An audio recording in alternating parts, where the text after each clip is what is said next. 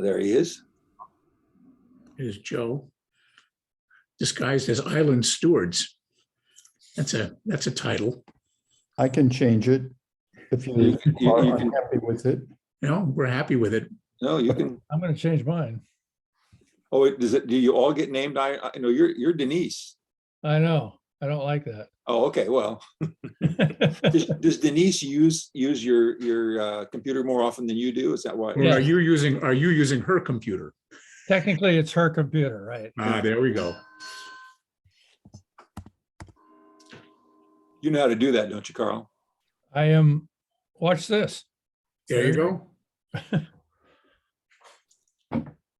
There you go. Works for me. Well, I think we're at half strength now. And I know I think I heard from Nat that he thought he would be up to a half an hour late. We know that, and I know that John is on an airplane now flying toward Europe. But I think Peter would still come, and trying to think, let's see who else. Who else are we waiting for? Whit and David. There's Whit, huh? What? And Dave Whittlesey. I think that's maybe it. Hi, Whit. I read. Yeah, your hair looks fine. Good evening, everyone. You get to look at yourself. What's Yeah. that? We saw you checking your hair. Well, yeah, these things are pretty good mirrors. My hair's a little crazy right now. It's Yeah. been pretty dry outside. Yeah. I need a trim. But I had the dogs trimmed. I might as well trim myself. Mm-hmm. So Conrad, how are you doing? It's pretty good. Things have been exciting here on Barton Street in Wenham. The street is being repaved for the first time in close to 50 years. Oh, Lord. What time? Yeah. Yeah. So they were pulling up the granite curbs and getting ready to, I guess they're going to replace some of them and just reset some of them and all, but it's quite a process. And Then they come in with one of those big machines and they put the paving down in one swoop. Yeah, the machine. Yeah, so I've never seen. So the first thing they did was a huge machine that removed the surface, tore it up, and that was a monster machine that just had to make 2 passes, pretty much covered the width of the street, and Wow. that was only the first day, and then took them a couple of days before, and then they let it settle for a little bit, and then they've put down first layers of pavement, but the final layer they've got to do the curbs and all. So now they're doing the sidewalks too. They're going to replace all the replace all the sidewalks probably with cement. So it's but it's been a long time. We live on a what could not be called a major street, but it's so it was in pretty bad shape, which didn't stop cars from going too fast. Now they'll have nothing to sort of slow them down.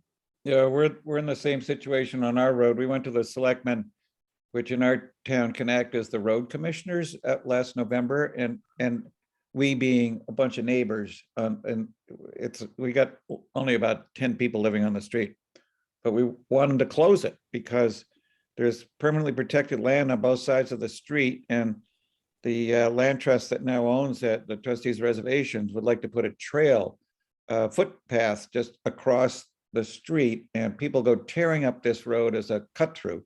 I mean, it's posted at 25 and there are people going 50 and more back past our house sometimes. It's just nuts. And people really support this, but we had a couple of jerkwater selectmen who said, oh no, it's a public way, we can't do that, blah, blah, blah. But they're alternate routes that you don't have to use this road. I got the fire chief to say, for the record, that using this road is not the preferred access for a new subdivision down near the end of the road, because the road's in such bad shape and got curves and a little hill in it. Mm-hmm. So it wants to use the alternate road, which now has a broken culvert, so it's closed. Oh, wow. But when that's open, I think we're gonna go back and say, hey, come on, a lot of support for closing this road. And that the worst of the selectman is didn't run again this spring, so we don't have to deal with him anymore. Yeah. So anyway, small town politics. You know, it's, Yeah, well, I if- think it- we're at basically full strength until Nat gets here. I know he's coming and he said he'd be a little bit late. John is not going to come, and let's see if there's, David, we know that I don't think Jim Hunter, he still sort of pays attention, but he doesn't join us, so. Yeah, Conrad, can I jump in just to follow Sure. up on what Whit has been doing? It's basically the same thing as I have. There is a huge increase in the volume of traffic behind our house. We have about 20 houses that are affected because they build about 2,400 condominium units without doing anything to the traffic situation. So there's a question of speed and a question of noise. And so I got my neighbors together and we drafted a petition, got 33 signatures, and presented it at the town council meeting. It sounds a little bit like an inspiration from Whit. And they were flabbergasted. They said, well, thank you for bringing this to our attention. And as luck would have it, the question and answer period where we presented this followed the self-congratulatory speech by the mayor, where he said that they had a surplus of $41.6 million. So I think he doesn't really have much choice but to act. Anyway, but it really does have to do with climate action. The climate is not only the air pollution, it's the sound pollution. And Yeah. so I view this as a climate action initiative. Mhm. Thanks. Yeah. Well, you should all move to Maine. Because We- I You woke don't up, have any traffic. I woke up one morning and saw some equipment out on our road. And within the period of one morning, we had a new surface on the road. Wow. Yeah. Just, with no warning, just happened. Mhm. I can remember when the town used to tar the road like every 3 summers Mhm. and, put the sand on top, and oh my God, we were always dragging that goddamn tar into the house on our sneakers. Oh geez, that was just miserable Yeah. stuff. Yeah. Unknown caller. Unknown That, caller. that, That's me. I just shut it off. that's fossil fuels we use to make our roads too. Not Right. only, Yeah, still is. Yeah, we still haven't adopted permeable materials for our roads to improve, but that's more of a city thing than a country road thing, but that's just yet another issue of sustainability. yeah, my guess is that's not likely to happen soon enough to No, it's not. It's even happen. So, we're it's- gonna abandon transport, who knows what's gonna happen before that we would ever do that. I don't think that's Hmm. it would make sense. It would be advantageous in certain ways, but it's yeah, it's one of those technological solutions that's going to be too little, too late. right. Yeah, Mhm. a lot. At least a lot of asphalt batching plants are adding ground glass to the asphalt, Yeah. which makes it last longer. You can see it at night in the headlights. but Oh, it great. Also makes tires wear out quite a bit faster. Mhm. Yeah, there was an interesting article I saw. And tires are petroleum products, unfortunately. Yeah, go ahead, Conrad, I sorry. just saw it here. One of them, just as a little fact. There's concern now that larger electric vehicles that have large batteries, and trucks in particular, really heavy, will the result of that will be a lot of additional particulate matter in the air because the tires will wear out so much faster because of the weight of the vehicles. It's going to be just like a totally changing what we're going to have to deal with in air. And you can't make an electric vehicle with a long range, especially if it's without a huge battery, and batteries are heavy. So, Exactly. Yeah. well, that cheery note, I mean, we I guess we'll sort of ease into a an agenda of sorts. I don't really I don't have a particular, I ended up not preparing actually an agenda, structured in time. So I guess we should discuss, I guess maybe we should start with this question of whether we're interested in consensus or not. Because what it amounts to. Can I make a suggestion, Conrad? Sure.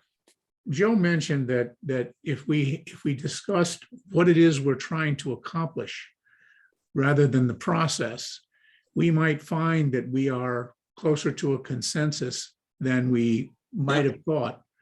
And that the process discussion may sort of answer itself. Yeah. I have a limited tolerance for process discussions because that's what I do. Yeah. And I have a much more higher interest in the what we're trying to accomplish. And so I personally would prefer that we start with seeing if we can articulate what it is we're trying to accomplish, particularly vis-a-vis Phillips Exeter Academy, which I believe is our, Yeah. we're not trying to solve the entire climate project. We're trying to come up with something that would be an impact on Exeter. Yeah. And my perception is that the focus of what Exeter has been doing has been scientifically oriented. The people that are involved are the science teachers, and the issue has been looked at from an education of science issue. How does climate change work? How are the inputs? My view is that the climate crisis is not a scientific issue. I think You you're have to right. have some basic scientific knowledge, but it's basically a political issue. And understanding the politics and understanding how the politics can be moved is really the only way we will address the climate crisis, in my view. Now, that may be a view that is not shared, but I wanted to at least put that out there as a starting point, if that is a useful starting point for discussion. But primarily to say what is it we're trying to get Exeter to do that they're not doing, or that they're not doing fast enough, might be the thing that we should be asking first.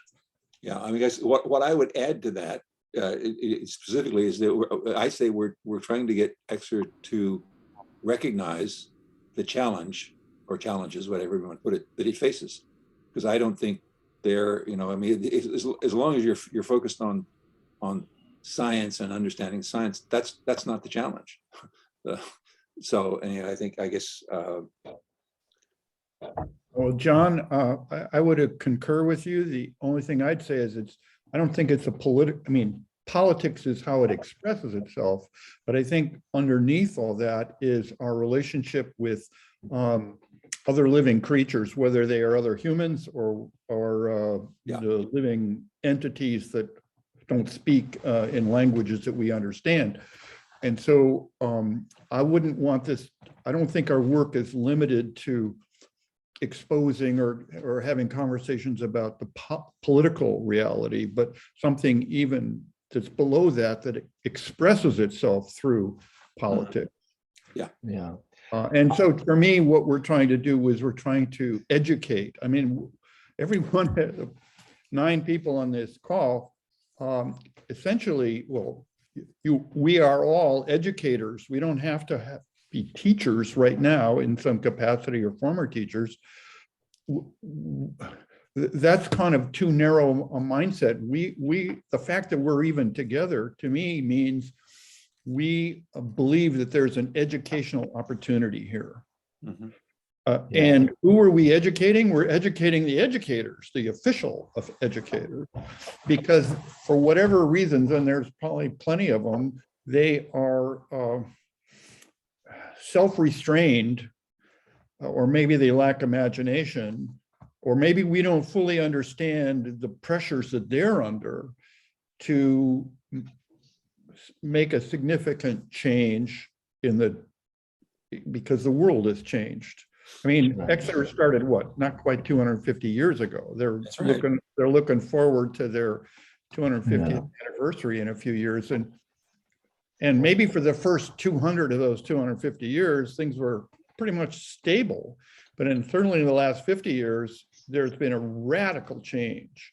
And the educational pedagogy that is used by everybody, not just Exeter, is hopelessly out of sync with the resources and the educational resources.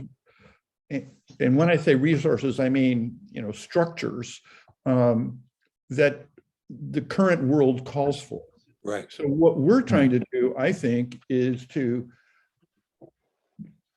awaken in Exeter the incredible opportunity they have for leading the charge in a direction that is desperately needed. Yeah. And- If I can jump in on the what issue, I think that the overall objective has to be determined first. I think a lot of what you have just been saying, Joe, has to do with the constraints involved. But what is our objective? Suppose we had all of the means available to us and everybody jumped on board. I think the main objective is to enhance the interest, the knowledge, and the awareness on the part of Exeter students, who are the future leaders, of the complex interrelated dimensions of climate issues. That's the first one. The second of three is to provide hands-on experience in planning, creating, and implementing climate balancing activities. And the third is, as a result of these first two objectives, to bring Exeter as an institution along towards the type of visibility and model setting that, Joe, you just mentioned. I think we have to sort of really dream big as the first step. Then we go into what in the AID is called the logical framework analysis. And you say, those are the immediate goals. Then what are the sort of proximate goals that will lead to that? And the sub goals to that. And when that is laid out, either as a framework or as a diagram, then various people can jump in. And as John was saying, this obviates the problem of saying, do we have a consensus? There's so much to do that individuals or the trustees or the teachers or whoever wants to can jump on and say, we're going to do this part of this overall framework. And if I may, Conrad, would you share the screen with me? I'd like to show you an example of how this was done in a project we did in Ukraine, as it turns out, to promote dairy production. So when you say share, do I need to give you the power Yes, to just- share a screen? So let's see, I'm not yeah, sure. just for a second. So I don't want to share my screen. Let me see, what do I need to do for you? You need to make me the host. Oh, okay. Yeah. Okay. And there we are. Let's see, where are we? Share screen. Yes, it worked. And if you can see this, it looks like John Coles's golf course, but what it really is a sort of topographical map. In the center are the major objectives, what we call the impact. And in Ukraine, we wanted to increase their productive assets, increase their income, increase their employment. And you see clustered around a sort of constellation of the contributing factors. You have to have entrepreneurs available, you have to have business management, and so on. And I would really like to try to put together all of the excellent ideas that all of you have had into this kind of a framework and try to build what I said, what I mentioned in my email that I sent to everybody this morning. I don't know if you saw it, the mind mapping approach. This is like our collective mind. We're trying to map it. We're trying to show not only what the ultimate goals are, but what the more immediate goals are and how they all fit together, and even identify the blockages. So that's what I would say in terms of the what issue. I think I would really like to hear a big discussion about what we're really trying to do. Are we mainly aiming at forming future leaders? This is what I thought it started out to be, Yeah. with Exeter as an institution coming along, or are we really trying to create the Exeter model of, climate action leadership creation? That is the what question that is eminent in my mind.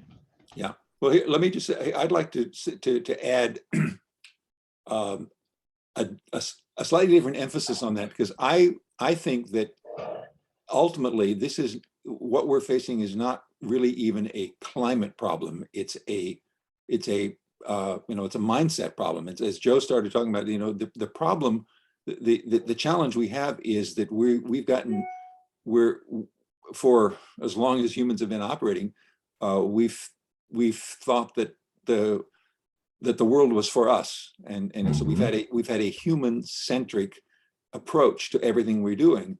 And I think we're rapidly, if not already, in the era where, unless we recognize that we have to learn to, as Joe said, to operate in harmony with all other life forms. That means other people, and it means other life forms on there. So it's really not. I mean, the climate will take care of itself if we start not focusing on just serving human needs. We'll have to stop focusing on human needs if we have a chance of having a survivable future. And specifically, I think when it comes to, I mean, the issue is what humans have created is a way of organizing our societies, and it has ultimately to do with economics a lot of times, and one of the biggest problems we're going to have to successfully address is the problem of inequality, because the way the world works, we have to learn to work well with other people, and to have how all those other people recognize that their interest is in also working in harmony with all of life, all of nature. And if we can't get to that, we're just, we may be moving toward extinction of a lot of life, human life, including at some point. And so that it's really not even a climate problem. It's an attitude about how the world works, that we have, what we've been doing worked pretty well for thousands of years, but it's not working at all now for what the world needs. Quit. I would just, I mean, I agree with most of what people are saying, and I'll go back to what John started off with, which was talking about politics. But I think lying beneath that is a huge need for a shift in corporate attitudes. Yeah. And both in the administration of corporations and in the boardrooms. And if we could affect shifts there, that would make a huge difference. So the corporations weren't just out to make money for their shareholders and their execs, that they actually incorporated some greater good for humanity kinds of goals in their operations and the outcomes. And we could start certainly by or Exeter could start that trend by educating students about, how strong a need that is. But is that going to change things quickly enough? It's going to be a long time before those students get to the boardrooms and get to be decision makers at the corporate level.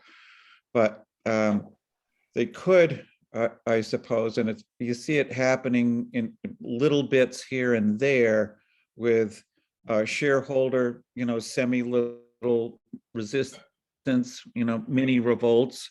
But I think getting the students started down that path is a worthy goal.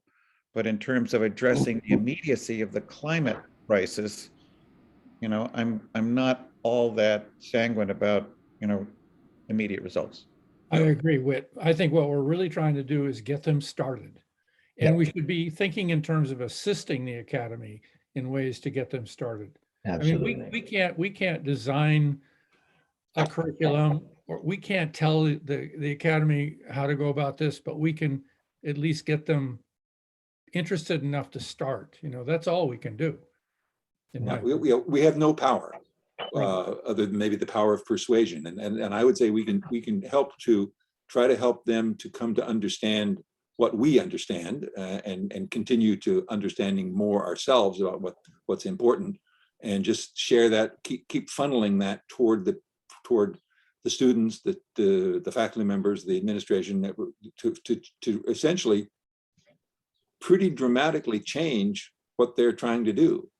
Because I mean, I think that did any of you have a chance to listen to or read, and I would encourage you listening to it. There's an extraordinary interview Richard Heinberg had with a young Scottish woman named drawing the blank on her first name. Joe, you're muted. I think it was Rachel. Didn't you say? Rachel Daniel. Yeah, it's really extraordinary. And I quoted just a little bit of it in the message I sent. He says, and he said, that is the one thing we need more than anything else, the sense that we're all in this together. It's going to be a difficult time. We'll have to sacrifice. We'll be doing it together, and it will be fair. If we have that, we can do it. If we're going to solve climate change without global catastrophe, it's going to require social cohesion. Boy, do we not have social cohesion now. We're going to have to work together and be willing to sacrifice.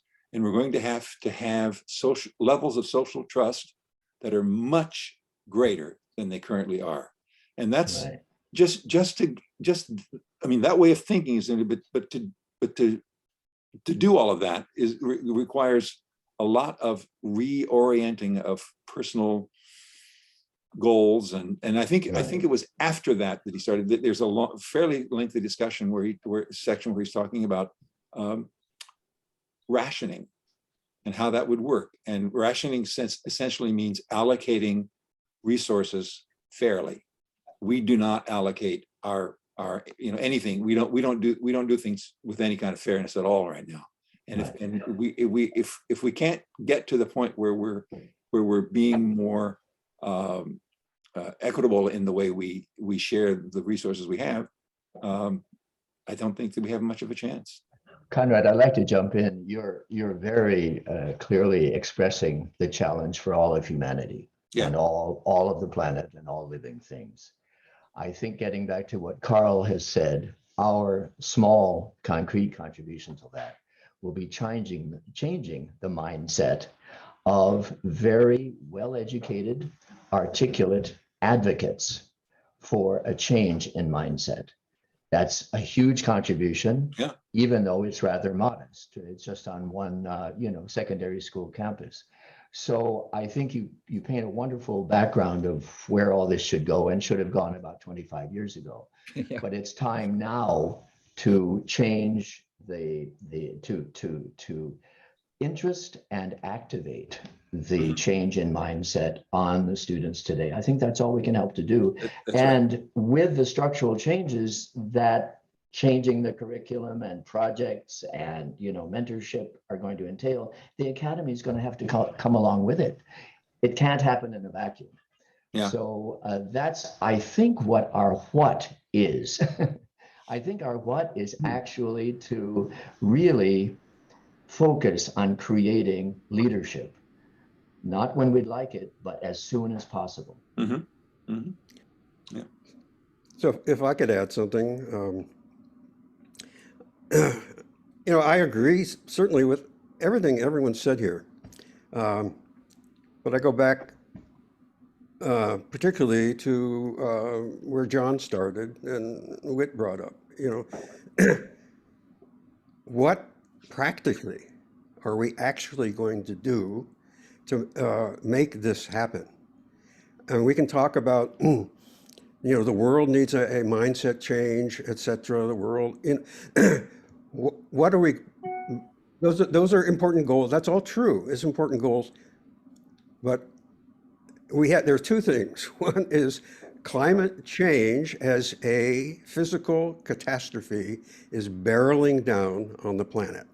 There is urgency really to do physical things and political things to avert that.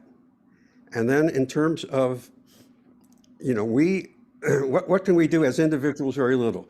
What can we do as this particular group? Well, we have this relationship with this educational institution that has all kinds of resources and has, you know, a collection of very bright and motivated students, or students who could be motivated,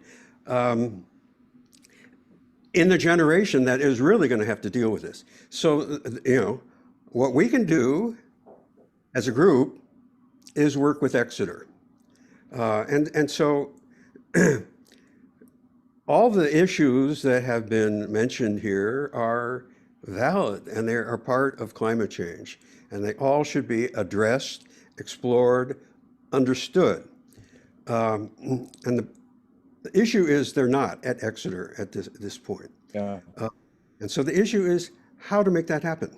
Yeah. Now, the educators who are charged with this, which is McTamaney as a leader, he knows this. He knows this. Because 2 years ago, he said the same thing. Said the same thing as John Whitlock just said. You know, how do we get the message across to all the students of the interrelationship between the science, the economics, the politics, and the social issues? He knows that. He says, right now, we're not doing it with this scattered module thing that we've got and some high-level electives. That's not happening. We need a new educational approach on this. He knows that, okay? And he said it 2 years for the third year in a row. And when he met with us, so what we proposed was, you know, basically simple. These are all the issues. Present them in a coherent, integrated, systematic framework to the students as a starter, as a base. And it starts with science, and not to make everybody, you know, NOAA scientists, but scientific literacy to understand this, because it is a physical problem that has basis in science. And understand what these impacts are going to be around the world, the droughts and the fires and the floods, you know, et cetera, the loss of biodiversity. Understand, so all these issues, and it comes down to, as a practical matter, the human energy system in the world today, that it's all built on fossil fuels, and we're spewing this stuff into the atmosphere. And to understand that, then why can't we change that? Well, there's economic interests that are vested in that. And then, well, still, why can't we change it? Because those economic interests have political power. So if we want to do something in the near term with urgency, these issues we have to address. Yes, underlying them is a basic mindset and a basic understanding of Homo sapiens as an organism that's part of the biosphere and is dependent on the biosphere. But to change that mindset globally, nationally, or even in Exeter is a long, long process. Yeah. And it doesn't focus on the now, the need to take action now. So if you listen to, how many people listen to Dan Schrag's address? You know, Dan Schrag's address, you know? Now, he teaches a course at the Kennedy School that presents exactly that, the whole array of issues. And I don't think he gets into the deep, you know, man's relation to nature end of it, but he teaches this scope, which is just like McTamaney recognized 2 years ago, what he still recognized. And it's what we proposed to them originally. So I think, so where did Dan Schrag, he started off addressing the science issues. And he talked and he talked and he talked through all the issues. And where did he end up? Do you remember, Conrad, where he ended up? No, I couldn't. Yeah, he ended up with Citizens United. Ah, And he's telling the Exeter students, that's just what John Whitlock just said. Uh, you have to understand the economics. You got to understand the politics right now. It's not just a political. It's not just a technical question. It's not just a political question. Yes, yes. But to start moving, you got to see all these things interrelating. Definitely, part of that is understanding the psychological nature of humans relating to the environment that they are embedded in and sustains us. Yes, but if half of the world, not if the whole world, if half of the world became true practicing Buddhists, right now, we wouldn't have these problems. that's right. If half of the world were true practicing Christian Quakers, we would not have these problems. That's absolutely true. But we're not going to convert the world to Buddhism. We're not going to convert Exeter to Buddhism or Quakerism, in the next decade. So the point is to give them the big picture. The big picture. Can I jump in here, Joe? Because you say we should act now and it's urgent and we need to give them the big picture. I mentioned this in a previous Zoom, but I was talking to my wife this morning and I said, they don't have a new director of the Morning Chapel series or the That's Invited right. Peep series. There are 9 of us on this call. Each one of us could give one segment of this mosaic, which is the picture to, just let me finish, to all of the students. So it gets to your fundamental desire that all the students be woken up and alerted that alumni care enough about it to present something. Joe Duane is in Thailand. My wife said he can do his by Zoom on a large screen. Conrad has health issues. He can do his by Zoom. I'll go in person. David is just right around the corner. And it isn't the rocket science level of it. It's showing how all the pieces fit together. I as an economist would talk about donut economics and how this relates to climate. And maybe David would talk about some of the more conservation aspects of keeping gardens more permanent and stuff. I don't see why this isn't something that we have almost total power to do. And as a way to start the ball rolling now instead of, If I can finish where I was going, I think what we need to do in order to have a strategy to effectively impact what's going on at Exeter is to understand what's going on at Exeter. To do that, and we agreed on this at the very beginning, we need to reach out to faculty. There are many other faculty other than McTammany, and certainly Rawson. And we had all the names of this Burmiller and Betsy Stevens and Sydney Goddard, and I've got the list somewhere of all the names that have popped up. We, back in September and October, we said we need to reach out to all these people. Okay, so we need to understand the tenor and the attitudes of the faculty generally. Okay, but now it's May and we still haven't done any of that. We still haven't reached out to them at all. We've also said we need to reach out to other alumni and bring them. And we have, I've communicated with some of those people, so I don't think it's a failure to reach out. They are too busy to pay attention to these kinds of issues without being, someone grab them by the lapels and say, hey. We haven't heard of any of your conversations with these folks, when they happened, exactly what they said. Because they didn't happen, because they were not available to Okay, so there's got to be some way, I would think, if they are very interested, we're led to believe, in climate change, and they know there is a group of alumni who are very interested in helping this, there should be some way to start that. And then we need to understand more detail of what is actually being taught now by McTamaney, and all the other teachers have these little 1 to 2 week modules in the class. At one point, he gave us a list of like topics, but then he said, these are all being taught.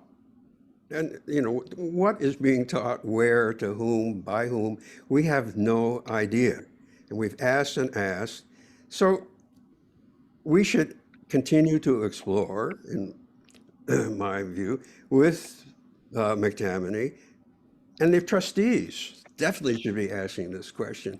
What exactly are you teaching right now? You say you've got all these different modules, et cetera, and now you're saying that they're systematized. Until now, you've been admitting that they're not systematized, and that's a big problem. But what are you teaching? How do they interrelate? And how many students are you reaching? Yeah. How many students are you reaching? Who is being taught what, by whom, where, when, how? These basic data, unless we get that, then we don't have a picture of what we're dealing with at Exeter.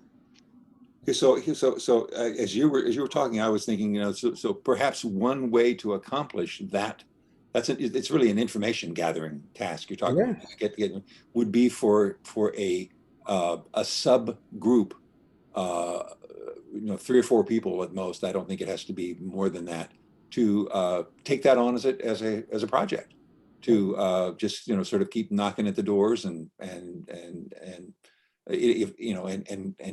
do whatever to develop a plan for gathering that information from the sources, which are the teachers, and then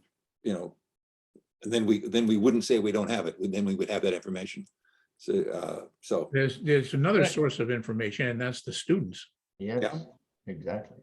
And some of those students, again, they are heading out to their homes these days, and it's hard to corral them, but several of them were significantly motivated. And if these questions were put to them, I'm sure they could give us a good insight into who's being taught what. Okay, and I should say, I did finally hear back from the students, from Ophelia. She said they decided, the 4 co-eds talked together, and they said they're trying to get a meeting with us before the school year was over. Was probably going to be but they'd be glad to meet after the school year's over. They all have computers wherever they go, and so they look forward to sharing at some point in this. I said, look, we don't want to see the next school year start with no plans, with none of, so they're going to try to continue pushing on the projects that are part of that plan that they've had they got approval for from. So at some point in probably in June or July at the very latest, we should be able to have a meeting with them. Yeah, pick up on what John just said. The students also ought to be able to help us make contact with the faculty, the motivated faculty, their favorite if they won't respond to you, Conrad, if the faculty won't respond to you, if one of their students reaches out and says, hey, we've been working with this group of geezers, and they'd like to talk to you, maybe that's another way to go at it. But then the other thing, now where are we going forward? What we did accomplish was we got this notion of presenting climate issues in a comprehensive and structured framework to the students. They picked up on it, and they've taken it to Ross, and now there's some kind of understanding that there's going to be some kind of program next year. That is what we need to work with the students about, right? They need to now start structuring that, figuring out what is going to be presented, by whom, in kind of what framework, and then by whom. And we should help them find speakers who can make those presentations. And that's got to be planned. That they can't start that in September. No, They're gonna- that's right. you have to start Can I- that. can I- So that's something that we can do. And then in terms of how to pay for that, don't wait for Exeter to have some new person in charge of speaker. We can figure out how much it's going to take to fly Heinberg from California, and to stay overnight or whatever. And, money issues that we can address then when we have. So I think that those are the things that we need to do. Well, I think we can put pressure on whoever, someone has to decide who's going to be in charge of the Assembly Speaker Series soon. And I think they, if they haven't done it yet, we can find out why not and what their plan is for having that done. I mean, that's. We should let Carl talk. He's been wanting to talk for. Yeah, I'm dying to talk. Yeah. I mean, no matter how innocuous we are in trying to gather information, and I agree, we need as much information as we can possibly get. I think it's going to be received in a defensive way. The faculty is going to say, "Oh, I don't want to talk to them because that might put me in a spot."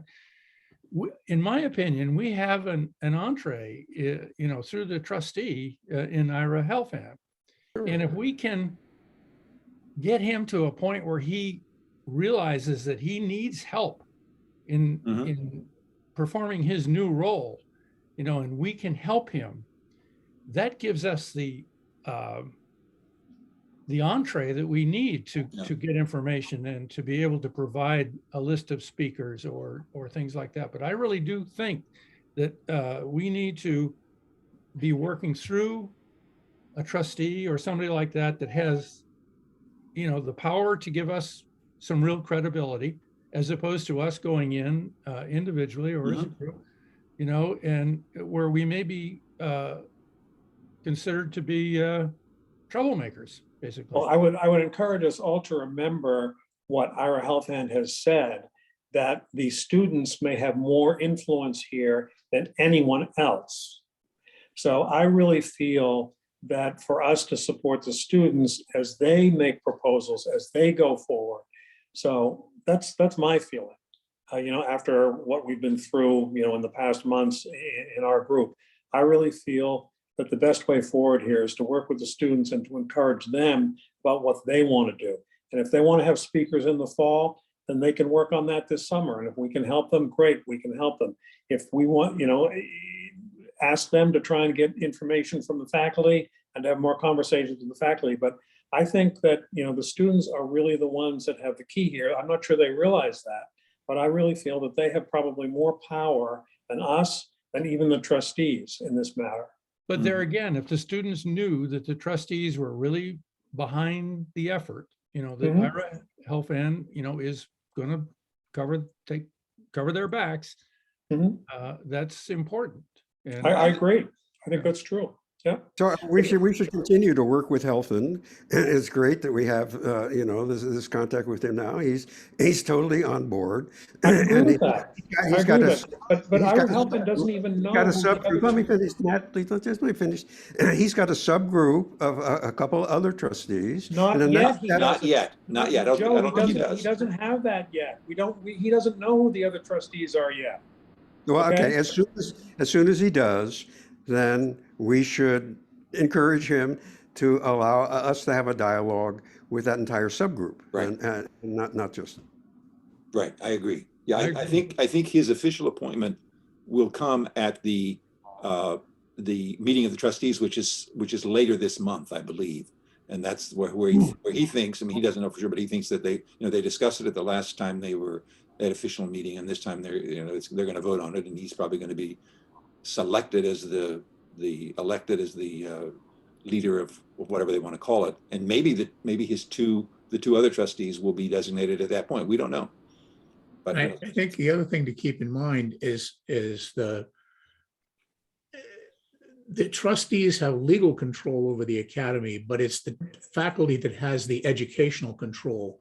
And this is a very faculty-run educational institution. Mm, We have, I think that's why Ira Helfand said that the students may have more influence than the trustees, because it's the demand from the students that the faculty may more likely respond to than some directive from Principal Rawson or the trustees.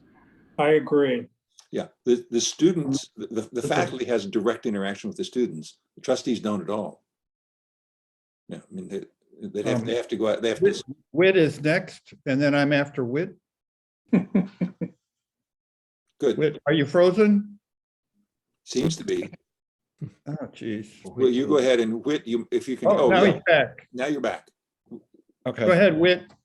I go back to what Ophelia or another one of the students said. It may have even been in the first meeting we had with them, perhaps the second, maybe she repeated it.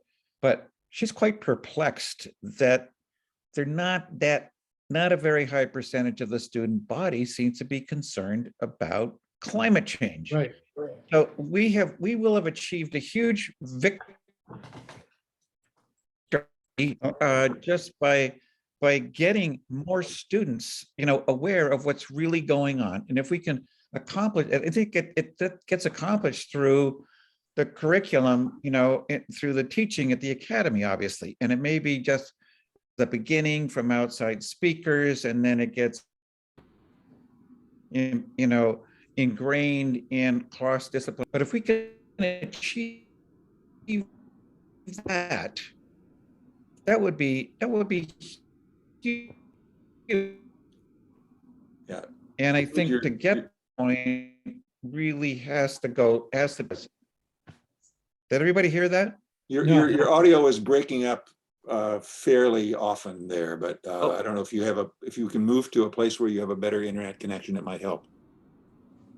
While he's doing that, assuming you all can hear me, Yes. within the last week or two, I saw a documentary on Hampshire College called The Unmaking of a College. And I was unbelievably impressed with the role that the students played in transforming the administration and the trustees to their point of view, to the point where they they had serious disagreement with the administration, and they did a Harvard by sitting in the administration office for something like 2 or 3 months, and ultimately resulted in the resignation of the principal.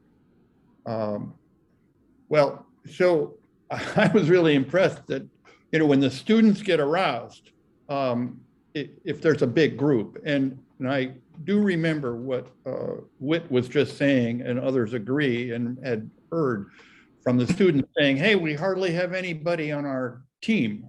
And I want to suggest that we perhaps could get more students involved if we funded something like every Friday afternoon or some period for a couple of months, starting in the fall, a pizza gig for all the students who want to show up, for the students who are there to pitch the idea of what's going on. And so it's all, we're not going, maybe somebody from this group would show up there occasionally, but mostly that it would be student run, and it would be a build the base kind of functionality, so that the students would really, because when you think about it, who are the groups that have the time to pay attention to this? You got the Gretas, the people from 10 to maybe 20 who really see that this is going to impact them. And then you get the old geezers like us who have the time and have be able to step back and say, holy shit, why isn't more being done? So we get these two groups that have the same basic goals, but have different ends of the time spectrum. And then of course, we got a whole bunch of people in the middle, which includes the faculty, administration, and trustees, who are so busy doing their thing that they don't lift their heads up above the trench.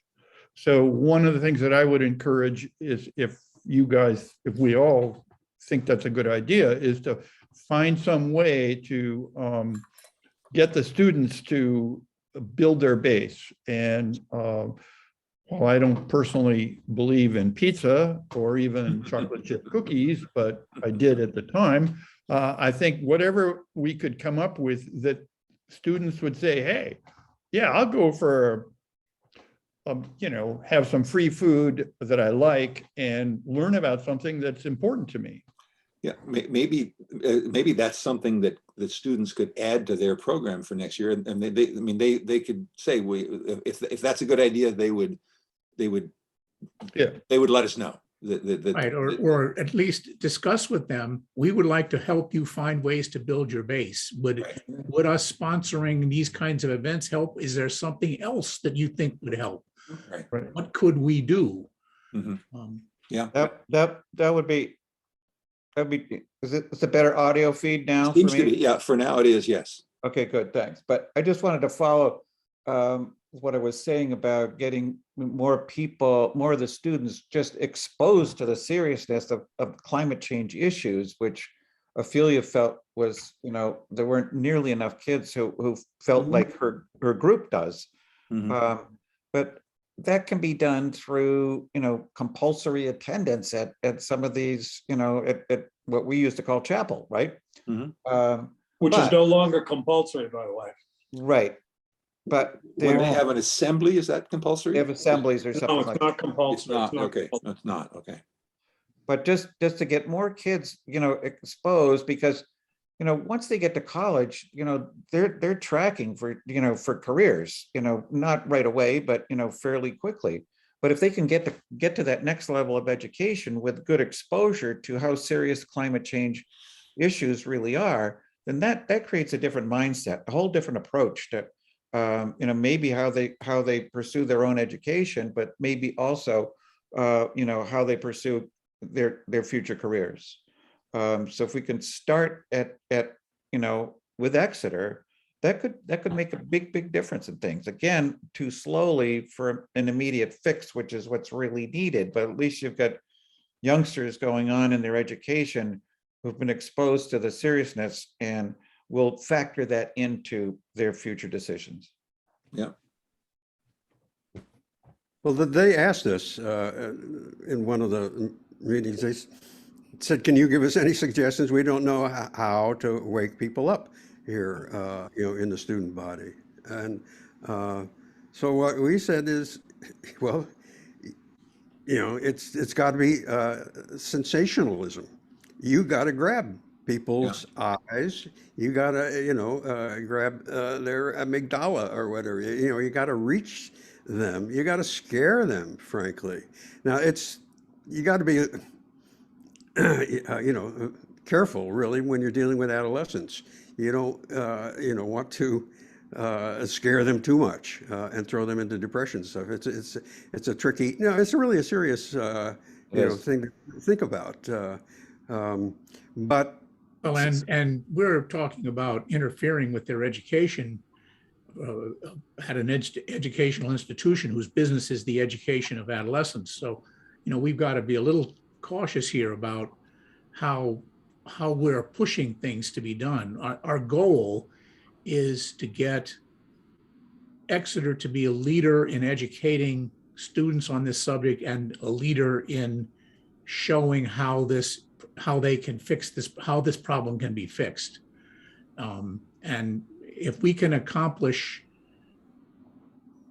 even the movement of the conservative faculty into viewing this as more of a crisis, that will be a huge win. And to start by moving a few of the students into that mindset, I think I would really like to have them be the drivers of this. I agree. As much as anything. Yep, I agree. What does Dave Whittlesey's cat think about all this? I'm not sure Dave Whittlesey's cat thinks, but other than that, no, I think this has been very interesting. And but it seems to me I had expected to have a different kind of discussion tonight, and that's fine. But we've jumped very quickly into tactics, which is fine. And a lot of good tactical approaches are fine. But I still feel a sort of a void or a lack of expression of the sort of overall purpose of what Cal wants to do. And I think we've nibbled around it a lot, but it seems that instilling a sense of urgency of the crisis that we are, excuse me, Kat, the climate crisis that exists, and the recognition that the future of the students that Exeter is educating has to deal with that, with a sense of urgency and commitment institutionally. And that is what we're aiming to try to move the needle on. The tactics of whether we do that through students, do that through trustees, do that through engaging Cal in creating a speaker series or whatever. That's all, those are good ideas, but do they fit? Do they serve the purpose of getting the institution to both have and express publicly and commit to dealing with this issue urgently, and making that the now I'm jumping into something that's beyond possibility, the core of the curriculum of Exeter, of what Exeter is all about, and that's not going to happen. Anyway, I like a lot of what's been being said, but I sense we're missing the glue that holds it together.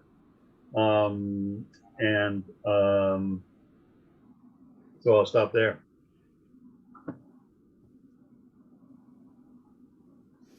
Well, you know, Rawson is now talking about this thing as a pillar. So he has, you know, accepted, if, you know, hopefully embraced this notion. And I think we talked about that Exeter would approach this with the same kind of intensity that they approached racism and inequality. So I don't know, you know, anything about what they did to make that happen. And I think they did a you know, gender equality program, or you know, total school effort at some point. In terms of the students, on you know, it was, from what I read, it was when they stood up and really forced Rawson to deal with some of the sex abuse issues that you know, they kind of wanted to sweep under the carpet. It's when there was a real confrontational episode that you know, led by students who said, we're not going to tolerate this, and the schools got to face this, and the schools got to act, that actually happened. So yeah, it's possible for if the students are fired up enough. The question is how to get the students fired up. I don't know how many of you, if anybody else saw it, I remember seeing a video that was available. I think it's shortly after it happened. It was out in the quad in front of the administration building. Rawson was standing on a chair to be above, so that he could, everyone around him. And there were at least 100 students around him, if not, maybe, certainly no more than 200, but it was a large contingent of students. I've looked for it since, and I can't find it anymore. I don't know. I think it was not an official PEA video, but that seems to be the thing that triggered some change there. The fact that Rawson has seemingly on his own decided to start using the word pillar about this climate issue in response to the students submitting their proposals suggests that it's kind of his decision. I mean, I may be wrong. Maybe he's consulting other people, but it didn't seem to me that it was such a. It wasn't an ask that anybody had made. It was an offer that he seemed to make. So, has anyone asked him what are the elements of that pillar that are in evidence? Not that I know of. But we could try to, We certainly can try to- also ask that whether students have gotten into that with him Right, in their discussions. right, right. Well, the students did make a proposal and they presented it to Bill Rawson, and he said he liked the proposal and he wanted to go forward. He had some word changes that he wanted That's to make. right. But basically, he said, yes, I'm all for this proposal that the students made to him. Just a data point, it's been an hour, and I don't know if you guys have a rough time frame, like hour and a half or something, but I just data point. Yeah, I'm about to be called to dinner, but I will fade out with, you don't need me to finish. Well, as always, this is being recorded, so if you. Yeah, I want can to look at the speak, recording deal with it, and it's- if I have to fade out. Thank you, John. I'm not quite gone yet, but if I disappear, wanted to if I be sure- disappear, I wanted to disappear, be that's sure I'd why. Thank you for your contribution before you left. Yeah, But can we go back to this idea of Principal Rawson having stated publicly that, and this is the correct wording, that I want to make climate change a key pillar of Exeter's curriculum? Of what? What did he actually say? I think here's my recollection. When the students, we had a Zoom with them because we requested after they had a chance to get feedback from Rawson, and they reported that he essentially accepted everything that was in their proposal, with the exception of they were trying to have next year declared a focus for the year on the climate issue. And he said it should be a pillar. So that's kind of, that was just a change that no one had asked for. But then my understanding, that was the only change, and it was adding, making it a more forceful initiative. Right, because Rawson did not want this to be a one-off. He wanted it to Right. be going forward, that climate disruption was going to be an effort that Exeter was going to be working on going forward, not just next year, but in subsequent years as well. But the point I was making is that it was reported to us by the students, and I don't know if there's been any official announcement of that as a policy to the school at large or anything else, but we learned it from the students. Right. So. That, making a statement to students using a word which has almost no definition is not a statement of the direction the school is going to go. I mean, if there's a sense of real commitment and urgency, and Mr. Rawson has said it should be a pillar of something, and I'm not even sure what of, but a pillar of Exeter, I'm not sure, a pillar of next year's activities. I think we should call him out on that and say, okay, it's a pillar of what, sir? And what are the elements of that pillar, and how can we support it? Okay, so here's an action potential. Is that something that should be a letter from the group to Rawson? To ask This for was a clarification? report from the students. Don't we need to first talk to the students? Maybe we do. I mean, we could find out some, yes, because that was mentioned in passing as they were talking about the report. I mean, and by the way, we were primarily getting the report from Safira. None of the other co-heads were even on the call. It was just Safira reporting, but I think she was accurate. Well, it might even make sense for, a communication from the Cal group with a copy of the students' proposal, which they gave us, and sending that to Rawson and saying, okay, well, now that you have seen this proposal and you've agreed with it, how can we help? How can we, as the Cal group, help get this implemented? Yeah, Because he's already agreed to that. There's already a student. We ought to go to the students first, Yeah, sure, we can go to the students first, sure. Yeah. Sure. I have a sense that they want to, the reason they didn't want to meet with us right now is that this is a very busy time. They have exams and all of that. So, but I think right after sometime in June, I think they're going to be available to meet. So I can send a message and say, name, basically anytime you're ready, you're available, let us know and we'll try to set it up. So. Are the students actually formally members of the Cal group? No, At one point, I thought they were, but I don't think they've ever been, we haven't discussed that. I don't know that they even want to be, but, I would think that would give incredibly more weight and more consensus maybe. to what we decide. I don't think there's anything we've said tonight that they would find offensive or out of place. It would be really fun to include them, Sapphira and, Ophelia, the leaders of the group as actual members of the Cal. It's just a suggestion as we move forward. There are 4 co-heads currently, and one of them is a senior, but the other 3 will be around next year. And I don't know if they're going to replace them. So we could certainly propose that.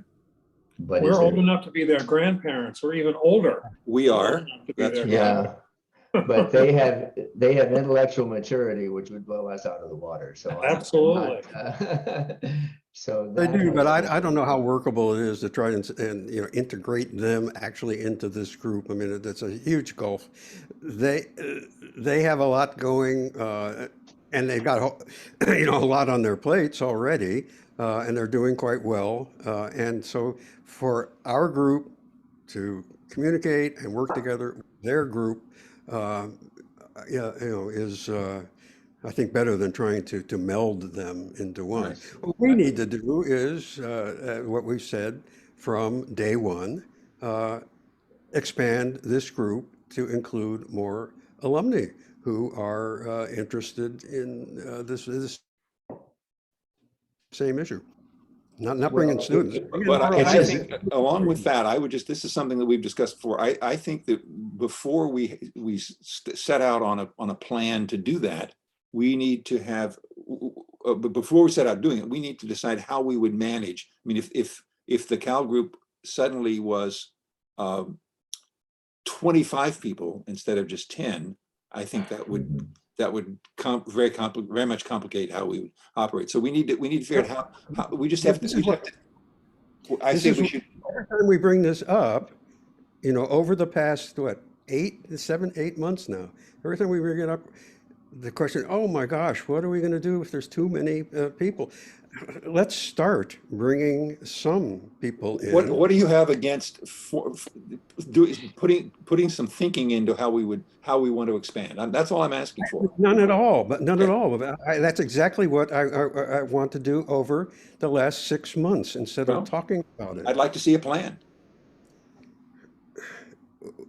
I mean, there was a little bit of talk about it, but nothing ever materialized. There was a lot of talk about it, and basically there was a lot of resistance based on the idea, oh my gosh, what are we going to do if there's 300? And then it gets tanked. At the very beginning, if you go back and look at, you should go back and look at some of our earlier meetings. We said, John Cole said he was going to be talking with Jan and Amy on this very issue. Well, that's not long ago, yeah. I'm talking not long ago, yeah. October, November. To me, that's long ago, and it hasn't happened. So, it's May, and now we're going into summer. And we haven't taken step one was bringing Rick into this, who fits all the descriptions of a knowledgeable person. He knows more about all this than the rest of us put together, frankly, and a committed person, a guy who's an educator. What more could you ask for? But he gets excluded from our group. So I don't understand, the resistance to expanding this group to other alumni. We've said from the beginning that this is a key objective.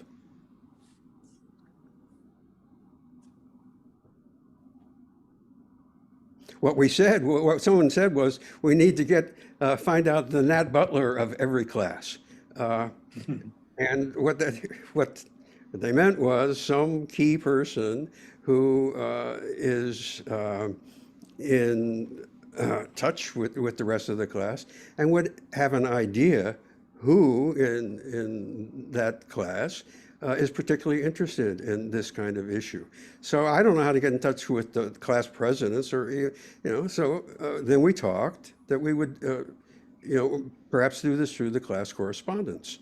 But, then that Joe, got I tense. think one of the practical difficulties is that even if we got in touch with the class correspondents or the class presidents or whoever it was, they may, those individuals may not know who in the class is really interested in climate change. So it's going to be kind of a granular process. That's going to be a very slow process. That's my opinion. Okay? Sure. Maybe But wrong. no way to find that out without doing it. You're quite right. Right. Okay. From my point of view, I would think that there would be more than 20 people who would want to join this. Wouldn't necessarily think that we could pre-identify them, although I suppose that would be possible, but I'm not sure that would be necessarily the best objective.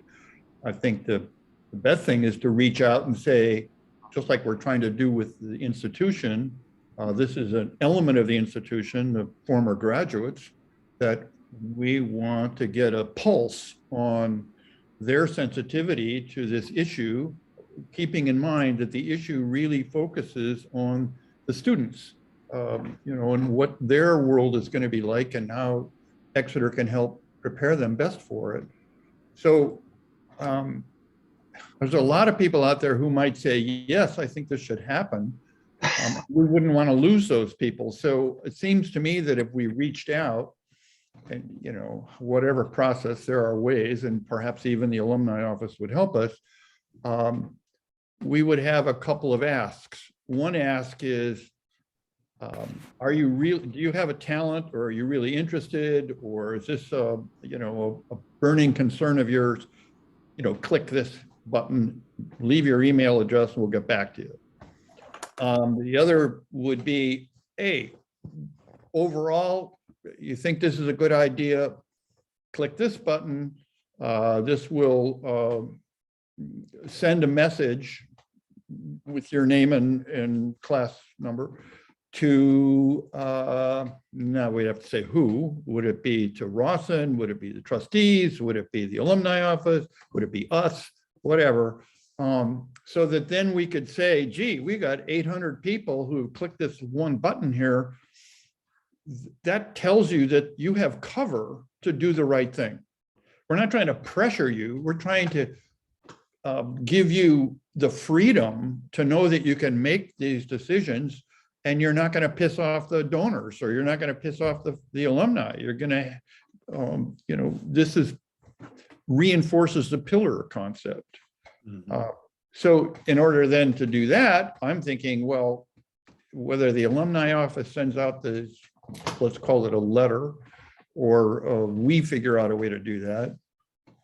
We should probably have a web page so we don't have to put everything in this letter. We can say, this is where we're interested. If you're interested at all, go to this website and it'll walk you through who we are, what we're up to, and how you can help.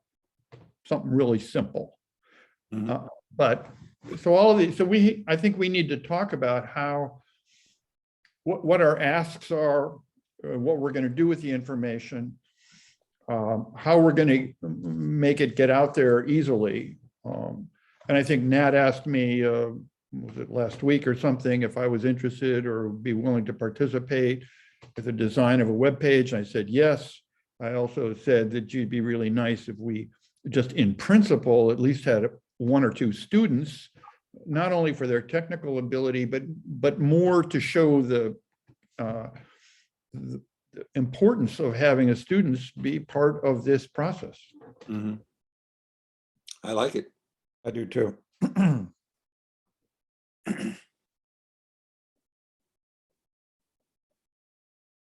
So how do we move forward on this? Because, everything you said, Joe, I think you said 3-4 months ago, and it sounded good then, sounds good now.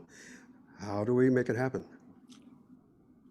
Well, I think we have to, maybe we do what Conrad had suggested and have a subset or, you know, of 2 or 3 people who kind of sketch out the plan, the outreach, let's call it an outreach plan. So that, you know, there's going to be the webpage, there's going to be the cover letter, there's going to be who can we get to help us get this out there, or if we can't, or we'll do it ourselves. There's a number of steps, and they're not rocket science. Why don't you sit down and sketch that out? And, you know, to the extent you've raised a lot of questions, give your proposed answers to those questions. So you're making proposals rather than questions. Or others that you don't have the answers to, you say, well, this is still an open question. And, or, you know, or these are 2 alternatives to this, something like that. But you know, you've got an idea here, and you've got more experience with web pages. So could you please do that for the group, for the school, for the students, for the planet? What am I supposed to say? No? Yeah, I'll come up with this. Well, it's going to be pretty similar to what I just. Yeah, but just write it in down, writing, and then right? maybe that would then give each person who receives it a chance to respond to the email and say, yeah, I'd like to help you with that. And if we end up with 3 or 4 people, that would be great. People who want to work on that particular project. I mean, I earlier when Dwayne was talking about getting, you know, getting all this information from faculty and people or students or whatever, we do gather about what they're learning, what they're doing. I said, well, let's have a team of people who want to do that, and no one stepped forward, so that didn't go anywhere. I mean, I've mentioned, probably I've done it half a dozen times now to try to get it a group of people to agree to take on a task, and that doesn't happen. So I don't know. I mean, we all have. I know I have time. And Conrad, that actual theme interests me, and maybe 1 or 2 of us could actually begin to reach out. I think the avenue of talking directly to students is the one that will be the most eye-opening. They will be completely candid. I seem to remember in one of the Zooms we did have with the students that there was only one girl, I can't remember her name, a senior, who actually took one of those modules and found that was who was that? Yeah. And the others said, well, you know, we took it, but it wasn't really, you know, very inspiring. They just mentioned, you know, climate for 1 class or something. Yeah. So I think that it would be fairly straightforward, fairly easy to reach out to the student members of our committee, of our effort, and to get more detail and to get it written down. And I would be very happy to take some of the lead on that. Yeah. And here, I'll just propose this. It seems to me that perhaps one approach would be for you, if you wanted to take some initiative here, to write a simple proposal, you know, your ideas for what kind of thing to be done, and send it to the co-heads. I mean, maybe not to the whole group, but just send an email to them and say, you know, if they want to distribute this to the people they think are most interested, and you could just handle it by email. We don't have to wait until there's a Zoom gathering too. No, I mean, I would like to circulate it to the others on this sure, call, you know, show us what you're wording thinking, and, you know, making sure that it's clear. But yes, I think that's what it takes. Good. So I think we have to try. You know, what I was thinking earlier, you know, we are in an age of great uncertainty about what's going to happen, you know, to the world in a general way. But also, there's also uncertainty about how we should go about this. I mean, you know, this is all new, and there aren't. I don't think there is a single right answer. We just have to try a variety of things and you know, stumble our way toward something that seems to be moving us in the direction we want to go. So. Mm-hmm.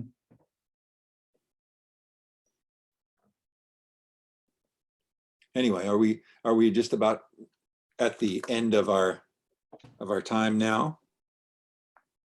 am. Yes, I think so. Okay, well, there we go. No, we're out. It's 23 minutes after the hour, so we can We have an issue that I've brought up. I can call it truth and reconciliation.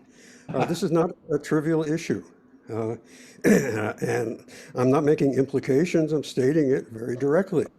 At the last meeting, Conrad, to the entire group, and in the presence of a trustee of the academy, said about me, and the letters that our smaller group had sent out, I quote, I subsequently talked to those people, and I got the impression that most of them were surprised by the letters that you sent with their signatures on it, that they didn't really know that that was coming. And so it seemed to me that they were angry. Now, there's no other way to interpret this other than you're accusing me of manipulating, misleading, and basically defrauding my friends here on this committee, and defrauding Ira Helfand, who was a recipient of the letter, and suggesting to him that, oh, this guy Dwayne is untrustworthy. He's a manipulator. That letter didn't really come from those 5 people consciously. And so I'm flabbergasted at that. I'm flabbergasted. And so I just said, I didn't want, give it the response that I felt it deserved at that meeting in deference, to keeping the meeting. I just said flatly, that's not true. Joe, And then let me finish, please. And then I won't interrupt you. Okay. So I sent you and the whole group an email, and I copied the email correspondence that I had with the whole group. There's absolutely no doubt that everybody looked at these letters, and everybody very willingly agreed. Some people, Joe Simons, actually helped write. He added a line to the letter to Helfand. Peter Calkins made changes. To that extent, a small extent, they're co-authors. They're anything but surprised by that. And you can also see they went out of their way to say how happy they were to do this, and how pleased they were with the initiative. So to say to Ira Helfand and to the rest of the group that this is something that, I really defrauded people, I manipulated, I'm just flabbergasted. I would never, we can have differences, but I would never, ever say that about you, Conrad, or you, Nat, or John Coles, or anyone else that we have some differences. I don't ever attack your integrity and your honesty. And I feel you're doing it now because you're saying that I'm misrepresenting this, and I was not intentionally misrepresenting. So I just I don't even know how to respond to you. So I would like to say, Joe, I think it's my turn to speak now, please. Okay, please. Okay. Yeah. I do not feel that anyone was besmirching your integrity. I don't feel that anybody was making any nasty remarks about you. I think you may have gotten this impression, but I certainly don't feel that, and I'm not sure that anyone else in our group feel that. Nevertheless, I apologize to you for anything that I have said or done that you feel defamed you or impugned your integrity. I apologize. And I hope that in the spirit of forgiveness and in the spirit of moving forward in our group, you will be able to accept that apology and let this matter drop so we can now move on. I can accept, truth and reconciliation, works in terms of truth. And so you can't reconcile and just saying, well, please sweep it under the rug. I'm not saying sweep it under the rug. I just apologize to you. I'm asking you if we can let this matter drop, please. I can let the matter drop if we're all agreed that is not true, that most of them were surprised by the letters that I sent they didn't really know that was coming and that they were angry. If we can agree that is not true, I can accept everybody's apology who wishes to make an apology, and we can drop it and let it move on. Thank you. Okay, so is that the case? Do you agree that that's not true? I just told you my opinion. Yes, I just But told you. no, I didn't. Okay, you said I wasn't defamed, but I'm asking you, is it true that I did not mislead the other signatories to the letter? You know, do you agree with that or not? I don't, all I know is that I talked to a couple of people, and because I was very surprised to see this letter that you know, multiple, actually not one, but several times. I was surprised, and so, people conveyed to me that they were not, I forget what it was I said and what they said, but it Well, didn't. let's clear that up. Who conveyed what? Is that what Witt said? Did you talk to Witt? I did talk to Whit, I That talked to what Witt said? Joe, and I talked to, you know, I'm not sure who else I talked to, but anyway, it was, you know, it was certainly a surprise when those letters started appearing. And I Surprised? was, Not to the people who signed them. well, it I- was a surprise to those of us who weren't, who, you know. Yes. That's different. What you're saying was that the signatories were surprised, that their signatures are. Okay, well, I agreed. I certainly agreed to sign the letter, and I did so willingly. And so I hope that nobody misrepresented, you know, my take on the situation.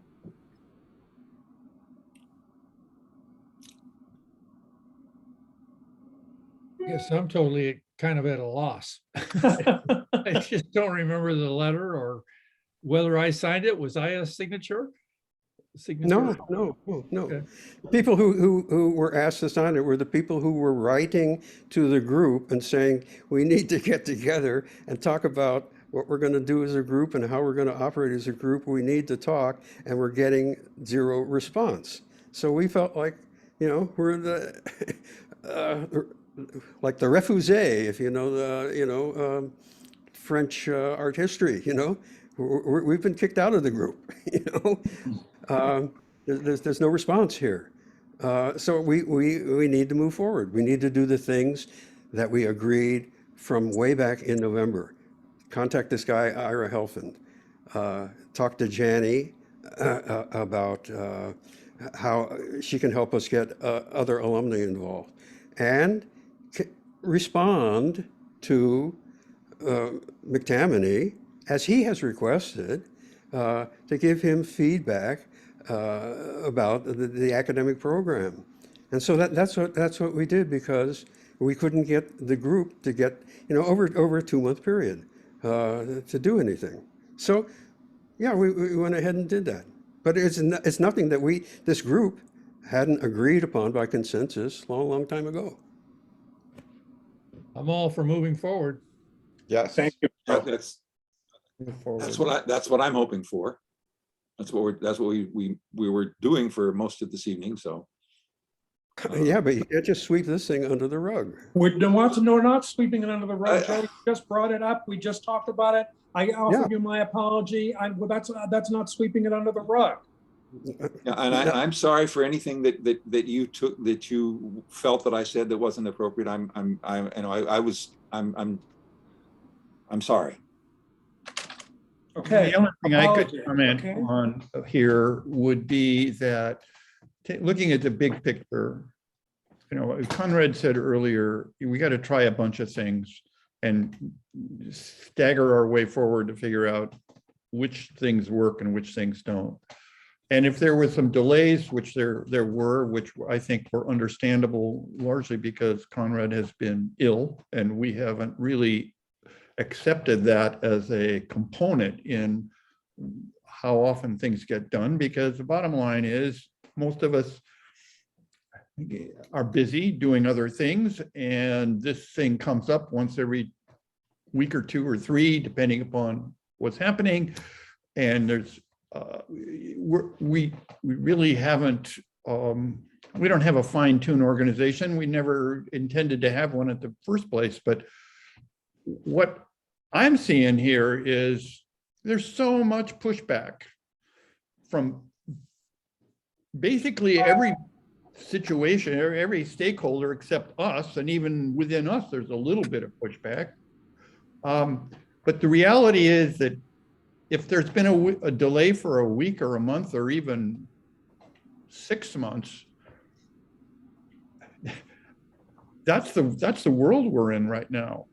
Even if we were, as a group, completely cloned, so everyone basically felt and said like everybody else, we wouldn't have had much more impact on the academy than we have right now. Mhm. And I'm sad about that. I mean, you guys know that this got started almost a decade ago, and for all I know, it would not have done we wouldn't even exist if that hadn't happened. And the real issue is nothing to do with me or me and Conrad, who kept the little bit of candle burning for a while.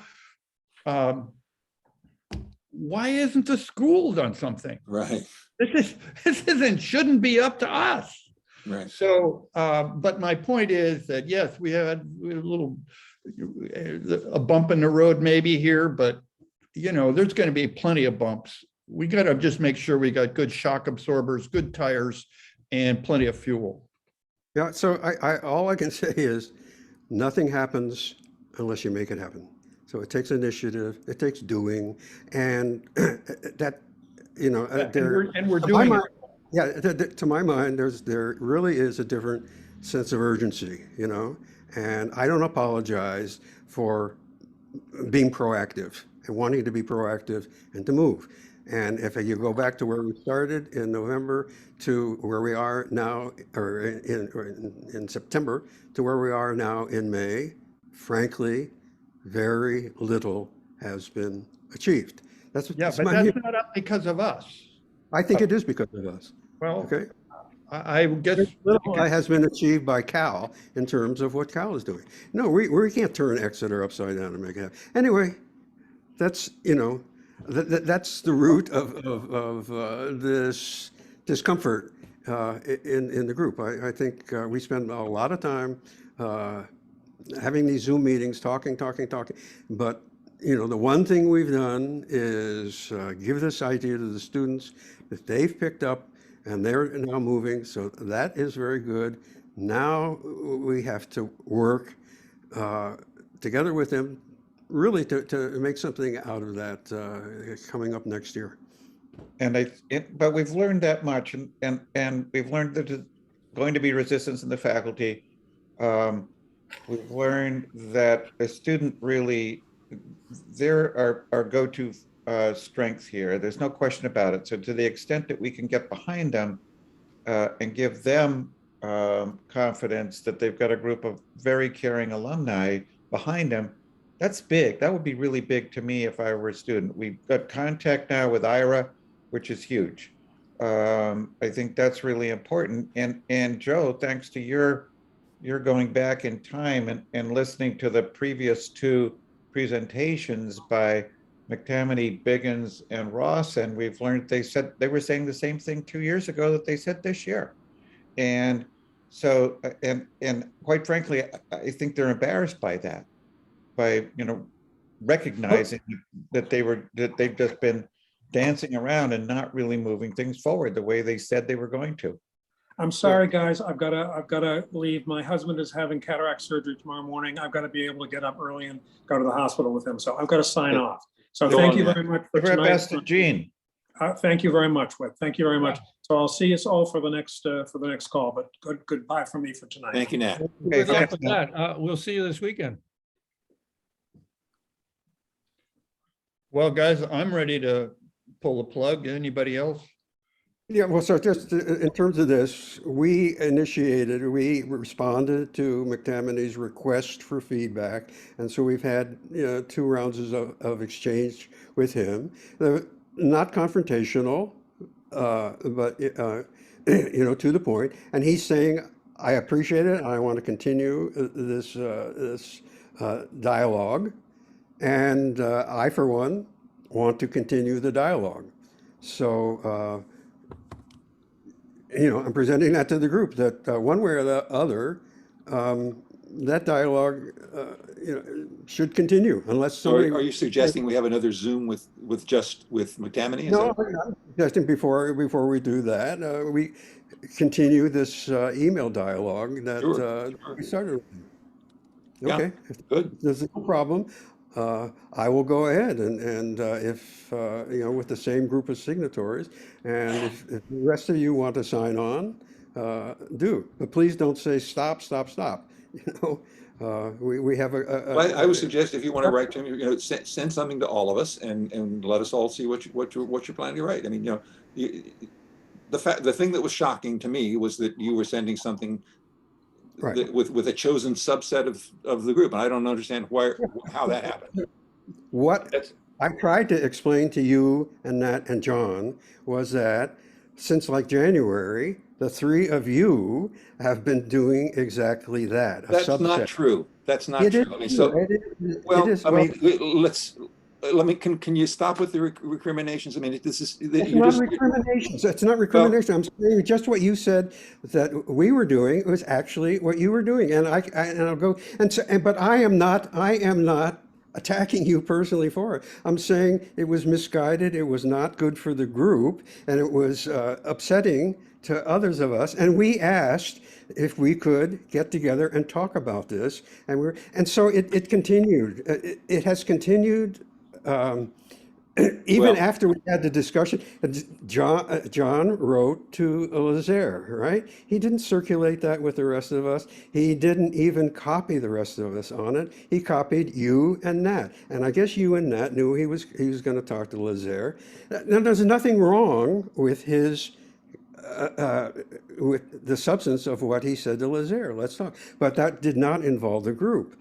The only thing was, the bottom paragraph was, and the key people in our group are Conrad and Nat. And the only people CC'd is Conrad and Nat. And that was just the latest. So Conrad, many, your conversations with Rawson, that the three of you, you know, engaged in, none of the rest of us knew. You've never explained why, you know, you brought me into that and why you told Rawson that I had compiled a list of class correspondence when you know what Rawson says, don't contact the other alumni. Some reason you had to identify me and tell him, give him all that detail of what was going on in our group. And when I ask you about it, you say, oh, the only thing in that conversation was he wanted to rehearse his spiel.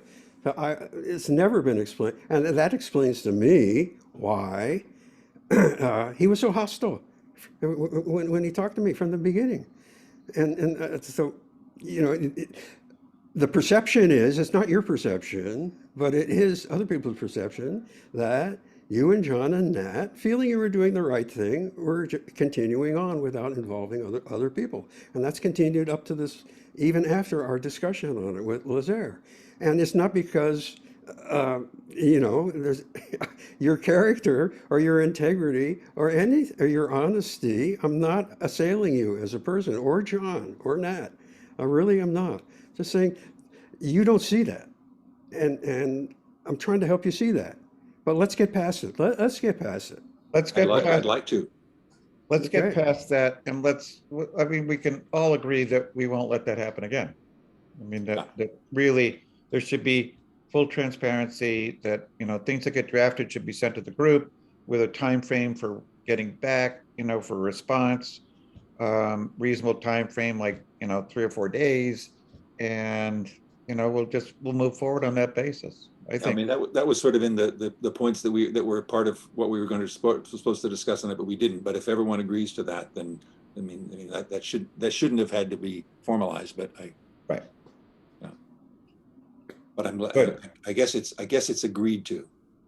Bye, guys. Okay. Good. Thank you all. Onward.